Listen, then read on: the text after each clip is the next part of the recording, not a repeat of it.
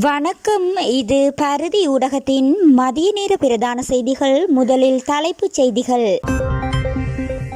தந்தை வெளிநாட்டில், வீட்டில் சடலமாக மீட்கப்பட்ட தாய், 16 வயது மகன் மாயம். ஜாலில் பரபரப்பு சம்பவம். மனைவியை தாக்கிய கணவரை துப்பாக்கியால் சுட்ட போலீசார், பரபரப்பு சம்பவம். ரணிலை போன்ற அடிமை வேறு நாடுகளுக்கு கிடைக்கப் போவதில்லை, கஜேந்திரன் எம்பி.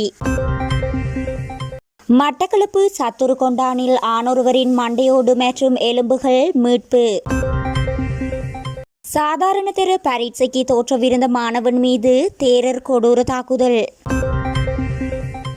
களுத்துறையில் இசை நிகழ்ச்சிக்கு சென்ற சிறுவன் கத்தியால் குத்தி கொலை. $14 மில்லியன் பெறுமதியான வாகனங்கள் இறக்குமதி, மத்திய வங்கி வெளியிட்ட அறிவிக்கை. ஈஸ்டர் தாக்குதல், கோட்டாபயவிற்கு கருதினால் பதில். காரில் திடீரென வெடித்து சிதறிய கைத்தொலைபேசி, விடுக்கப்பட்டுள்ள எச்சரிக்கை. இனி தொடர்வன விரிவான செய்திகள்.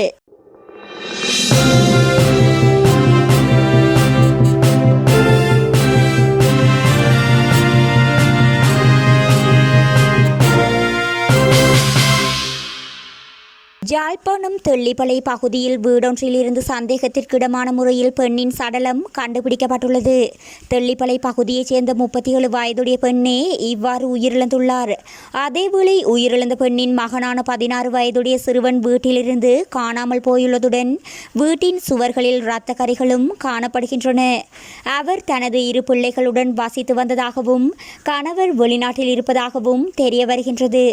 இந்நிலையில் உயிரிழந்த பெண்ணின் மகள் நேற்று முன்தினம் வெள்ளிக்கிழமை அருகிலுள்ள வீட்டில் தூங்கச் சென்ற வேளை வீட்டில் தாயும் மகனுக்கு மட்டுமே இருந்துள்ளனர். அயல் வீட்டில் தூங்கச் சென்ற மகள் மறுநாள் வீட்டிற்கு வந்து பார்த்தபோது தாய் உயிரிழந்த நிலையில் சடலமாக காணப்பட்டுள்ளார்.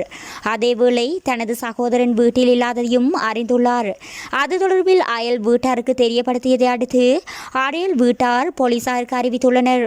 பின்னர் சம்பவ இடத்திற்கு சென்ற போலீசார் விசாரணைகளை முன்னெடுத்ததுடன் சடலத்தை உடற்கூற்று பரிசோதனைக்காக வைத்தியசாலையில் ஒப்படைத்துள்ளனர். அத்துடன் காணாமல் போன சிறுவனை தேடும் நடவடிக்கைகளையும் முன்னெடுத்துள்ளனர். வாத்துவ மொல்லிகொட பிரதேசத்தில் ஏற்பட்ட தகராறில் போதைப் பொருளுக்கு அடிமையான ஒருவரை கட்டுப்பாட்டுக்குள் கொண்டுவர முற்பட்ட போது போலீசார் துப்பாக்கிச்சூடு நடத்தியதில் ஒருவர் காயமடைந்து வைத்தியசாலையில் அனுமதிக்கப்பட்டிருப்பது தெரியவந்துள்ளது. இச்சம்பவம் இன்று பிற்பகல் வாத்துவ மொல்லிகொட பகுதியில் உள்ள ஹோட்டல் ஒன்றிற்கு முன்பாக இடம்பெற்றுள்ளதாக போலீசார் தெரிவித்துள்ளனர்.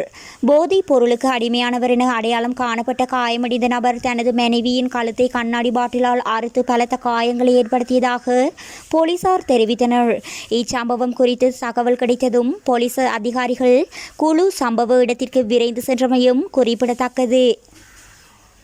ரணிலை போன்ற அடிமை அமெரிக்கா, இந்தியா போன்ற நாடுகளுக்கு இனி கிடைக்கப் போவதில்லை என நாடாளுமன்ற உறுப்பினர் செல்வராசா கஜேந்திரன் தெரிவித்துள்ளார்.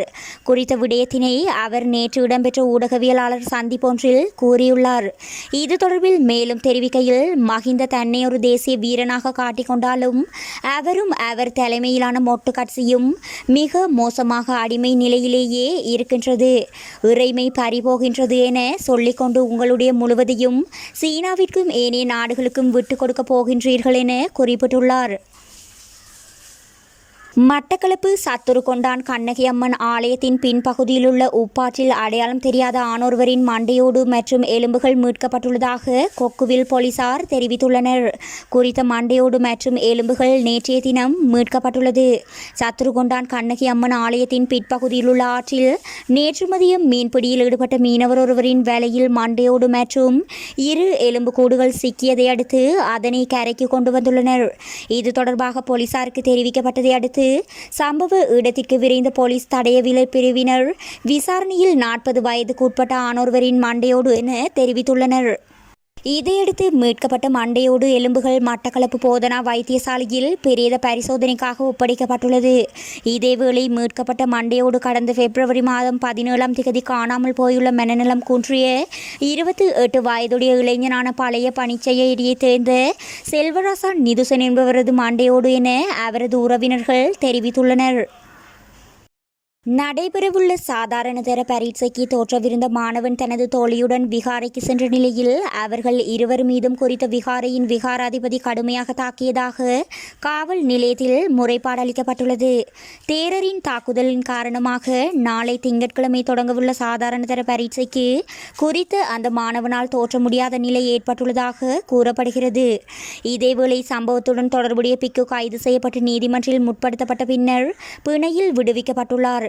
சம்பவம் தொடர்பில் மேலும் தெரிய வருவதாவது, இவ்வருடம் சாதாரண பரீட்சைக்கு தோற்றவிருந்த வெலிகம பிரதேசத்தில் பாடசாலை ஒன்றில் கல்வி கற்கும் மாணவர் ஒருவர் கடந்த 25ஆம் திகதி பரீட்சை அனுமதி சீட்டில் கையொப்பமிட உள்ளதாக கூறிவிட்டு வீட்டை விட்டு சென்றுள்ளார். பின்னர் மேலதிக வகுப்பிலும் பங்கேற்க உள்ளதாகவும் அந்த மாணவன் கூறி சென்றுள்ளான்.